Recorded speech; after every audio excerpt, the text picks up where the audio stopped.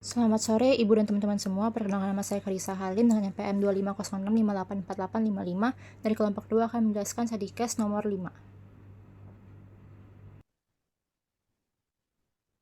Boleh di next. Ini ada beberapa outline yang akan kami bawakan.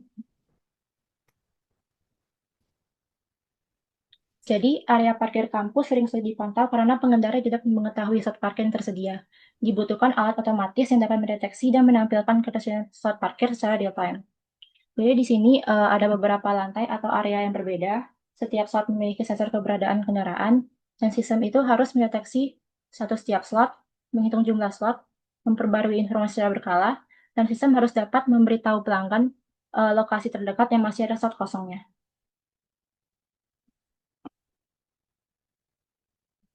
Jadi di sini kami membagi dekomposisinya menjadi beberapa bagian. Yang pertama adalah mendeteksi kendaraan di tiap slot, yang kedua menentukan satu slot, yang ketiga menghitung jumlah slot kosong, yang keempat menyampaikan informasi, dan yang kelima adalah menentukan lokasi slot kosong terdekat.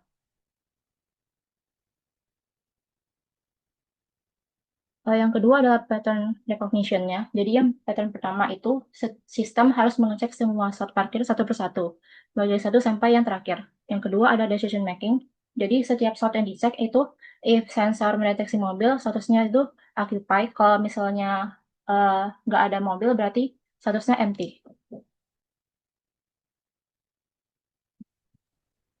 Perkenalkan, nama Vira Fedulatao dengan NPM 25066478843. Pada bagian data representation, data pada sistem Smart Parking Slot Detection disajikan dalam bentuk tabel supaya informasi lebih terstruktur, mudah dibaca, dan mudah diproses oleh sistem. Di tabel ini ada 4 data utama, yaitu area, slot ID, sensor value, dan status. Area menunjukkan lokasi parkir, misalnya area A atau area B. Slot ID menunjukkan identitas tiap slot, seperti A1, A2, A3, B1, dan B2. Lalu ada sensor value, yaitu nilai dari sensor untuk mendeteksi apakah slot terisi atau kosong. Di sini 0 berarti slot kosong atau empty, sedangkan 1 berarti slot terisi atau occupied. Nilai sensor ini kemudian diterjemahkan lagi ke dalam bentuk status agar lebih mudah dipahami pengguna. Melalui representasi data ini, sistem bisa dengan cepat mengetahui kondisi setiap slot parkir lalu menghitung berapa jumlah slot kosong yang masih tersedia. Next. Selanjutnya, pada bagian abstraction, sistem hanya fokus pada informasi yang paling penting agar prosesnya lebih sederhana dan efisien. Data yang dianggap penting atau critical variables di sini adalah area parkir, slot ID, status sensor, jumlah slot kosong, dan lokasi slot kosong terdekat. Data-data ini dibutuhkan karena berhubungan langsung dengan fungsi utama sistem, yaitu mendeteksi ketersediaan slot parkir secara real time. Sedangkan data seperti warna kendaraan, merek kendaraan, identitas pemilik, dan detail kendaraan lainnya termasuk non-essential detail, karena tidak terlalu berpengaruh pada proses pendeteksian slot. Jadi, melalui abstraction, sistem menyaring data yang benar-benar penting supaya kerja sistem lebih cepat, efisien, dan tidak terlalu kompleks. Next.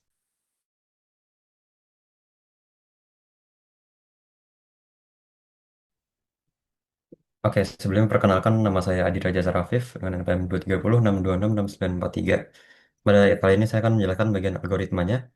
Untuk algoritma yang paling cocok untuk kasus ini adalah linear search karena sistem itu perlu memeriksa status tiap slot parkir satu persatu berdasarkan data sensor untuk juga mengetahui slot mana yang kosong atau yang terisi.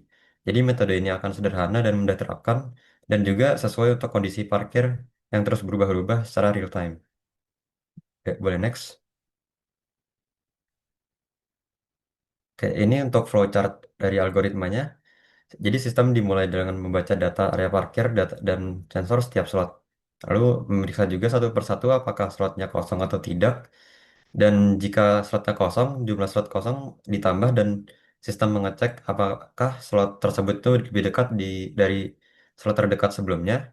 Setelah slot diperiksa, jika ada slot yang kosong, maka sistem menampilkan jumlah slot kosong dan slot terdekat. Lalu dan jika tidak ada, sistem akan menampilkan bahwa parkir penuh dan data di-refresh kembali. Oke, boleh next. Oke, lalu ini ada salah satu pseudocode-nya untuk mendeteksi kendaraan di setiap slot. Lalu ini jika nilainya bukan satu, fungsinya akan mengembalikan false. Jadi artinya slot tidak terisi. Karena di sini melakukan satu pengecekan, jadi kompleksitas waktunya adalah big O, O1. Boleh next? Oke, lalu ini juga ada pseudocode untuk menentukan status sebuah slot parkir. Jadi, karena prosesnya hanya memanggil satu fungsi dan melakukan satu keputusan sederhana, maka kompleksitas waktunya tetap O1 juga seperti yang tadi. Oke, boleh next? Perkenalkan, Alamanda Putra Janeti, 2506533072. Selanjutnya kita masuk ke menghitung jumlah slot kosong, yang dimana sistem menentukan total slot yang available.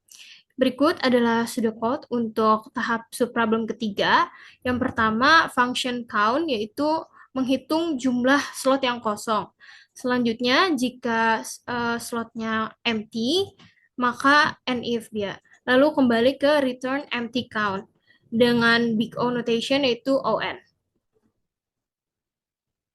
Selanjutnya kita masuk ke subproblem keempat, yaitu menampilkan informasi saat sistem menampilkan jumlah slot kosong ke penggunanya, agar mereka tahu di manakah slot kosong.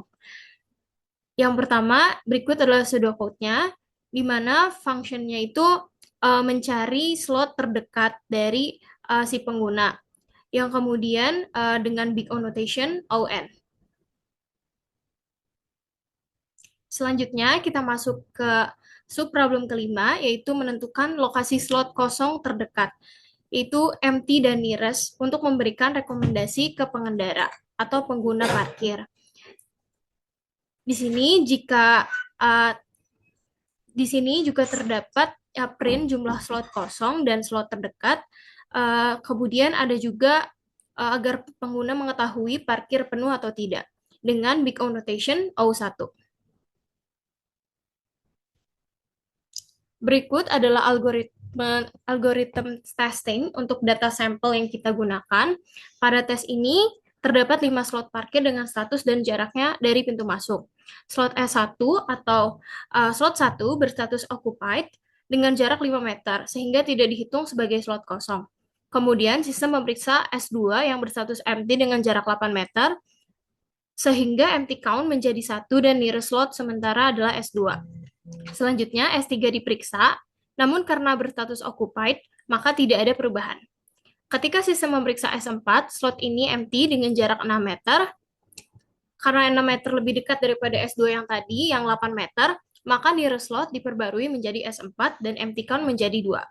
Terakhir, S5 juga kosong dengan jarak 12 meter, namun karena lebih jauh dari S4, maka nearest slot yang tadi tetap S4. Sehingga hasil akhir dari algoritma testing ini adalah S4. Sekian penjelasan dari kelompok 2 berkom 5. Terima kasih banyak.